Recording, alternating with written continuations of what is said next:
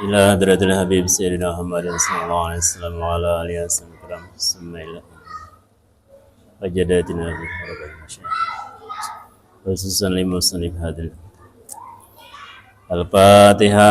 أعوذ بالله من الشيطان الرجيم. بسم الله الرحمن الرحيم. الحمد لله رب العالمين الرحمن الرحيم مالك يوم الدين إياك نعبد وإياك نستعين الصراط المستقيم صراط الذين أنعمت عليهم غير المغضوب عليهم ولا الضالين.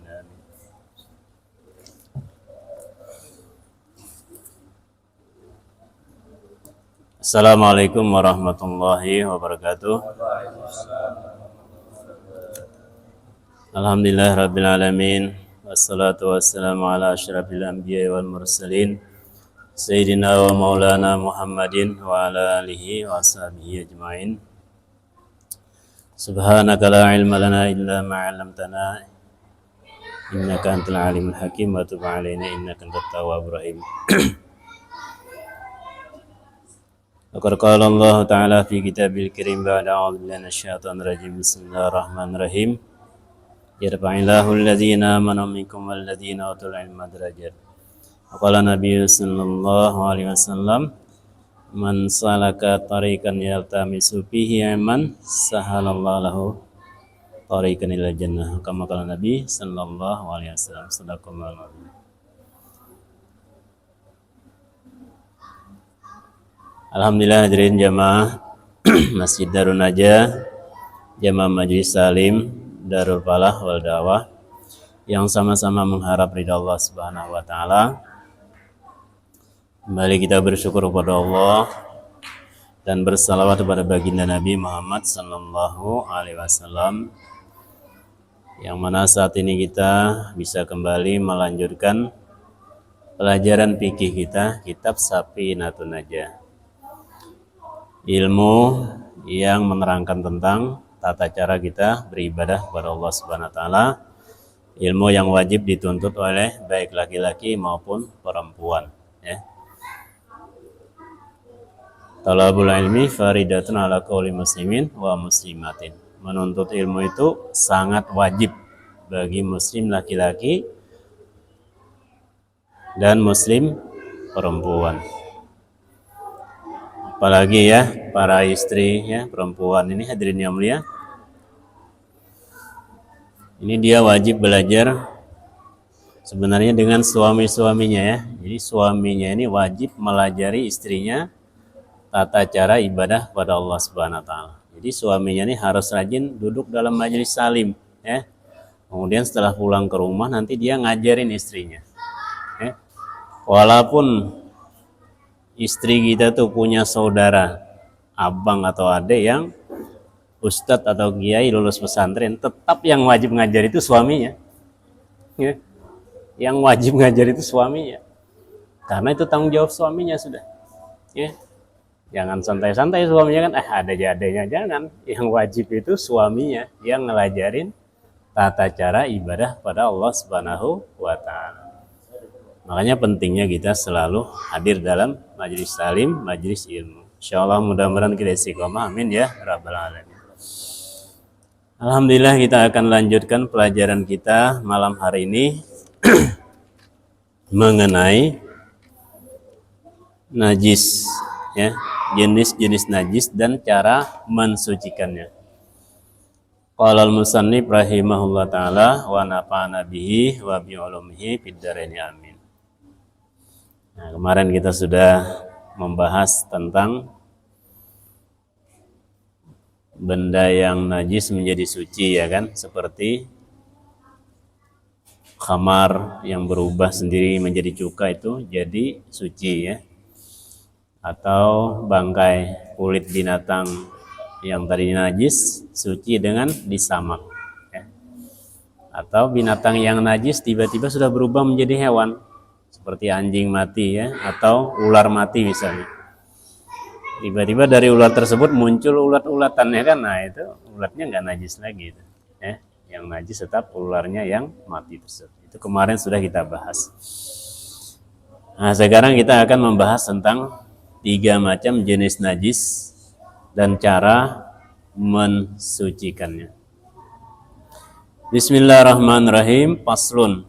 Al-mughallazatu tathuru bisab'i ghasalatin ba'da izalati ainiha. Ihdahuna biturabin. Jadi kemarin najis berat itu al-mughallazah, najis mughallazah, najis berat.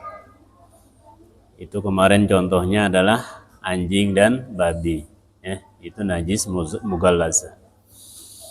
Maka hadirin yang mulia, bekas daripada najis tersebut akan suci dengan 7 kali cucian setelah menghilangkan bekasnya itu.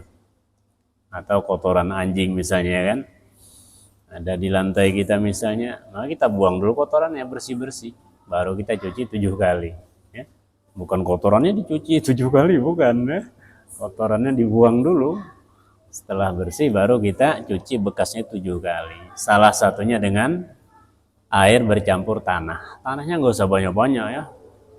Misalnya 1 ember tanah jangan. Ya. 1 sendok pun cukup asal ada tanahnya saja. Ya. Dimasukin tanah 1 sendok dalam gayung itu ya. Nah, udah dicampur. Siram sekali. Ya. Habis itu siram lagi ya kan. Misalnya kita cucian ketiga, keempat dengan tanah, kelima, keenam, ketujuh sudah suci bekasnya. Itu cara membersihkan najis mughallazah, najis yang berat. Ya. Kemudian yang kedua, wal mukhaffafatu tathuru birasyil ma'i 'alaiha ma'al galabati wa izalati 'ainiha. Adapun najis mukhaffafah, cara membersihkannya. Kemarin najis mukhaffafah itu adalah air kencing bayi laki-laki yang belum berumur 2 tahun dan tidak pernah makan minum selain air susu ibunya. Itu najis mukhaffafah. Air kencing ya. Kalau kotoran duanya itu ya tetap najis mutawasithah ya kan. Ini air kencingnya saja. Itu pun bayi laki-laki yang berumur di bawah 2 tahun. Dan tidak pernah makan dan minum kecuali air susu ibunya. Ini namanya najis mukhaffafah, najis ringan. Kenapa dikatakan najis ringan? Karena cara membersihkannya itu gampang sekali. Tathuru wal mukhaffafatu tathuru birasyil ma'i 'alaiha. Maka cara membersihkan, mensucikan najis mukhaffafah tadi adalah dengan memercikkan air di atas najis tersebut, ya, yang mana percikannya itu lebih banyak daripada najis yang ada di situ dan menghilangkan benda najisnya. Artinya kalau ada bayi laki-laki berumur di bawah 2 tahun, buang air kecil misalnya, kencing ya, kencing di lantai begini, di keramik begini. Ainnya itu, ain benda najisnya tadi, kencing itu dibuang dulu, dilap dulu, ya, dilap dulu. Setelah nggak ada lagi air kencingnya, baru dipercikan air. Nah, percikan air, yang mana percikannya itu melebihi sisa air kencingnya tadi dikira-kira, itu sudah suci, ya, sudah suci. Dipercikan aja, itu sudah suci. Ini najis mukhaffafah. Kemudian najis yang terakhir adalah wal mutawassitah. Nah, najis mutawassitah ini najis sedang, ya, najis sedang. Najis sedang nih hadirin yang mutawassitah ini terbagi 2, ya. Yang pertama dikatakan najis ainiyah wa hukmiyah, ya. Ainiyatin wa hukmiyatin, yaitu najis ainiyah dan najis hukmiyah. Apa yang dikatakan najis ainiyah? Al-ainiyatu allati laha launun warihun wa ta'mun.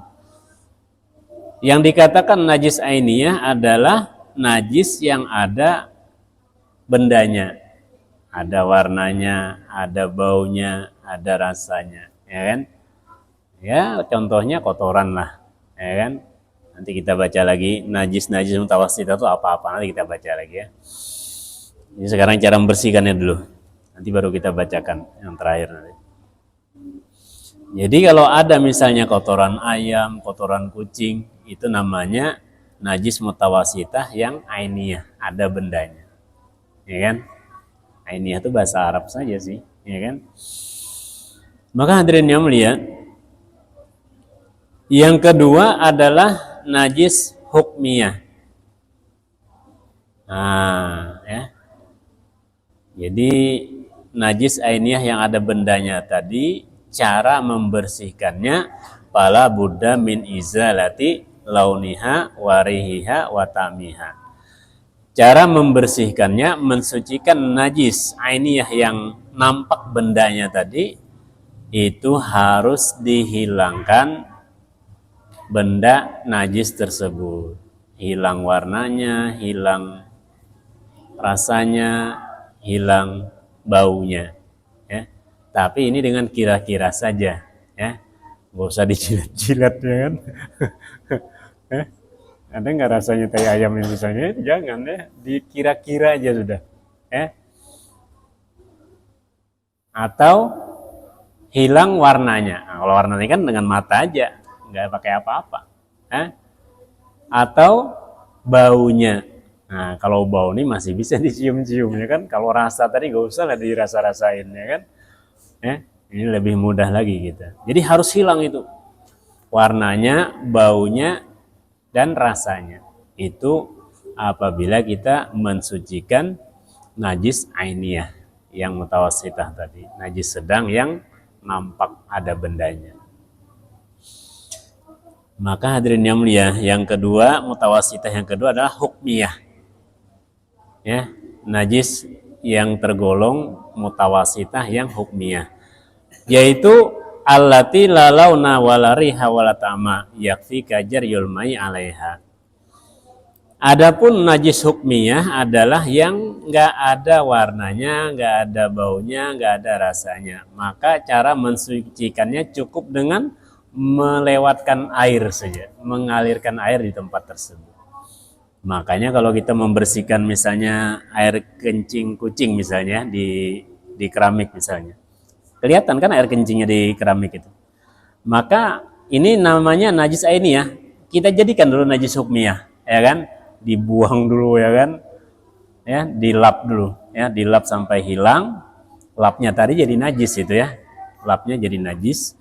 Tapi najis yang ada ini hadirin yang mulia, ya.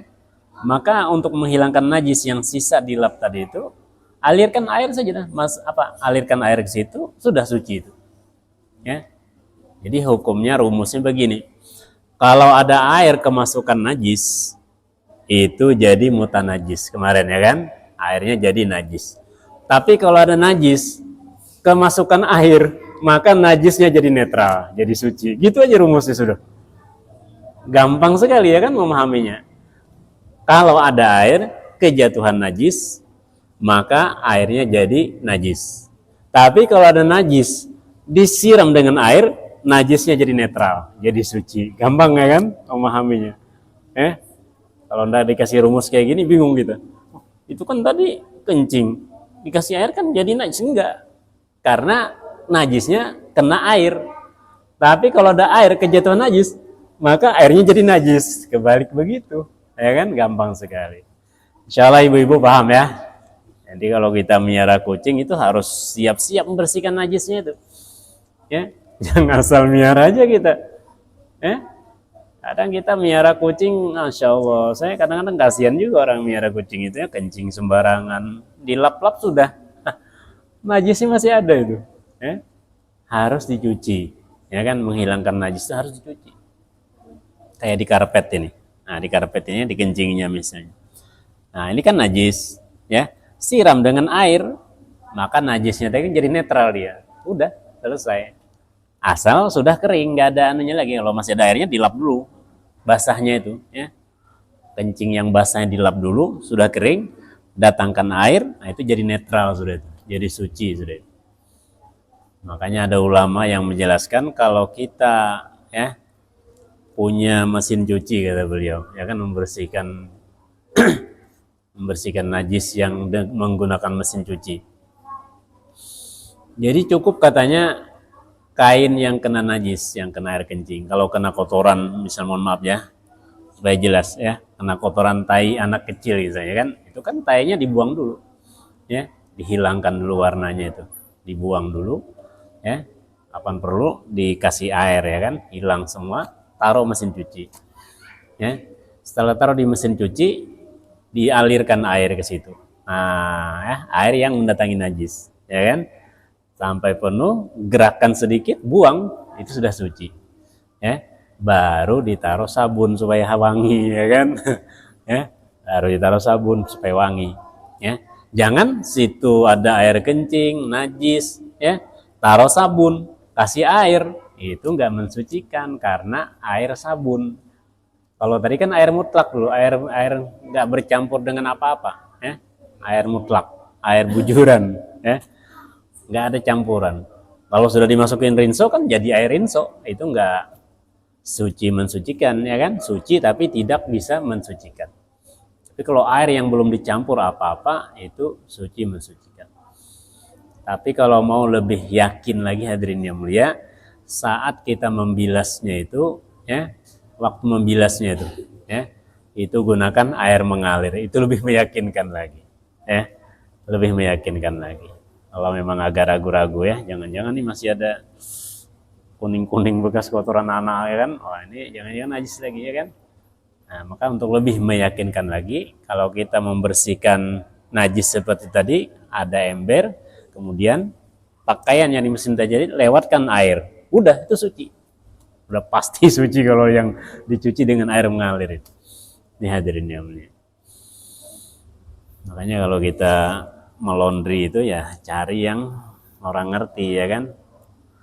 Orang yang nggak ngerti kadang-kadang laundrynya ya kan di mesin cuci, jangan-jangan dimasukinnya duluan rinso, nanti kan meragukan jadinya. Tapi kalau kita nyuci sendiri kan gampang, ya, pakai air mutlak saja dulu, ya. Setelah air itu tinggi daripada pakaian yang ada najisnya tadi, gerakan sebentar sekali, habis itu buang dulu airnya itu. Nah itu sudah suci itu, ya. Baru masukin rinso, ya. Baru masukin rinso, ya putar aja sudah seperti biasa. Yang pertama tadi untuk menghilangkan najisnya saja. Ini namanya najis mutawassithah, ya, najis sedang. Cara menghilangkannya. Itu tadi ya keterangan cara mensucikan najis mutawassithah yang hukmiyah dan ainiyah. Ya. Kalau yang ainiyah dihilangkan dulu bendanya. Kalau yang hukmiyah tinggal alirkan air, netral sudah dia. Gampang misalnya, paham misalnya. Sudah hadirin yang mulia, keterangan mengenai 3 macam najis dalam Islam. Najis mughallazah, najis mukhaffafah, najis mutawassithah. Mughallazah dibersihkan, dicuci dengan 7 kali cucian, salah satunya dicampur dengan air tanah. Ya, adapun najis mukhaffafah yang ringan tadi dibuangi dulu bentuk najisnya, air kencing bayi tadi itu dilap dulu, ya kan? Setelah itu dipercikan air yang banyak melebihi jumlah daripada air kencingnya tadi, sudah suci. Yang ketiga mutawassithah, ya kan? Yang baru kita jelaskan tadi. Kemudian kita mengenal apa itu najis mutawassithah, karena najis mutawassithah ini yang banyak, ya. Kalau najis mughallazah kan 2 macam aja, najis mukhaffafah 1 macam saja, mutawassithah ini yang banyak, ya. Nanti kalau lupa dengarkan lagi ya, rekamannya dengarkan lagi. Oh ini najis mutawassithah, ya kan? Enaknya sekarang kita ya, gampangnya kita belajar sekarang, sering-sering mendengarkan jadi hafal gitu ya kan. Cepat hafal. Kalau dulu kan habis belajaran taklim kalau nggak dicatat hilang. Kalau sekarang udah ada yang catat sendiri itu ya kan. Tinggal dengarkan saja. Cepat kita menghafalnya. Insyaallah ya. Macam-macam najis kita ulangi yang kemarin ya, supaya kita ingat. Ini najis mutawassithah. Macam-macam najis mutawassithah. Yang pertama bangkai. kecuali bangkai ikan dan belalang. Bangkai itu artinya adalah hewan yang boleh dimakan mati tanpa disembelih, atau hewan yang tidak boleh dimakan yang mati, itu bangkai namanya. Kecuali manusia, ikan dan belalang itu bukan najis. Ya. Nah, jadi kalau mayat manusia nggak najis, atau ikan itu nggak najis, ya, atau belalang itu nggak najis. Ya. Bahkan ada juga yang menjelaskan, ya, termasuk juga dari bangkai binatang yang tidak mengalir darahnya seperti semut, lebah, tawon, lalat, kumbang dan semisalnya. Maka semuanya itu termasuk pengecualian. Namun ada keterangan Imam Syafi'i, beliau mengatakan bahwa jika bangkai binatang tersebut tercampur pada sesuatu karena perbuatan manusia, misalnya air di kolam, ada kumbang, masukin situ, itu jadi najis jadinya. Karena disengaja oleh manusia. Kalau dia nyebur sendiri karena nggak ada darahnya, itu nggak najis. Ya, ini hadirin. Atau semut misalnya, kan nggak ada darahnya tuh, tapi banyak, nah itu najis juga jadinya, ya, karena baunya berubah, ya kan? Hadirin, yang ini yang bisa merubah menjadi najis, ya. Dan termasuk najis juga adalah sesuatu yang terpisah dari binatang yang hidup. Misalnya kita punya sapi, ya kan? Mau disembelih sayang ini, diambil aja deh daging pahanya sedikit, nggak mati juga misalnya, itu najis itu. Nggak boleh dimakan itu. Minggu depan sedikit lagi misalnya kerat, ya najis juga, nggak boleh. Nggak boleh. Ini diantara keterangannya, termasuk bangkai juga itu. Ya. Ini diantaranya yang perlu kita ketahui. Jadi kita bahas masalah Imam Syafi'i saja ya. Kalau Imam Hanafi, Imam Maliki itu ada pendapat macam-macam. Bahkan Imam Hanafi, Imam Maliki itu menyebut anjing itu nggak termasuk najis kecuali liurnya. Nah ini ya, supaya kita nggak ngerasin orang nanti. Siapa bilang nggak najis? Najis. Enggak, bilang itu najis. Padahal dia nggak tahu itu pendapat Imam Hanafi dan Imam Maliki, ya kan? Kalau Imam Syafi'i najis. Kalau mereka cuma liurnya saja yang najis, ya. Ini hadirin yang mulia. Cara membersihkannya pun juga kalau Imam Syafi'i dengan Imam Hanafi beda. Kalau kita Imam Syafi'i membersihkan kotoran ayam misalnya di tempat yang tidak ada pori-pori, misalnya di kaca atau di kursi kayu yang licin, tetap kita pakai air wajib Imam Syafi'i. Tapi kalau Imam Hanafi cukup digosok sampai nggak kelihatan lagi bekasnya, sudah suci dia. Makanya ini pengalaman saya kemarin waktu gerak di daerah Pakistan itu, hadirin yang mulia, pas silaturahmi ya ke rumah mereka. Karena saya dulu nggak tahu, saya nggak terlalu mendalami kajian mengenai Imam Hanafi, Imam Maliki itu. Dulu nggak, tapi banyak membaca begitu. Taunya saya Imam Syafi'i saja fokus. Pas saya silaturahmi, tiba-tiba saya lihat ada kotoran ayam, dia ambil lap, dia gosok-gosok gitu. Silakan duduk, bilangnya, Masya Allah. Karena saya belum tahu, saya kan sangka buruk, ya kan? Apa ini, gue bilang, saya disuruh duduk di tempat najis. Karena saya nggak tahu. Sekarang kita sentil seperti ini supaya bapak-bapak kalau ketemu, oh ini Imam Hanafi. Cara membersihkan cukup digosok. Kalau Imam Syafi'i tetap harus dialiri dengan air. Insyaallah ya. Itu yang pertama, bangkai ya. Bangkai kecuali bangkai manusia, belalang dan ikan, itu enggak najis. Yang kedua, darah. Nah, baik darah segar maupun darah haid itu termasuk najis ya, najis. Ini hadirin yang mulia.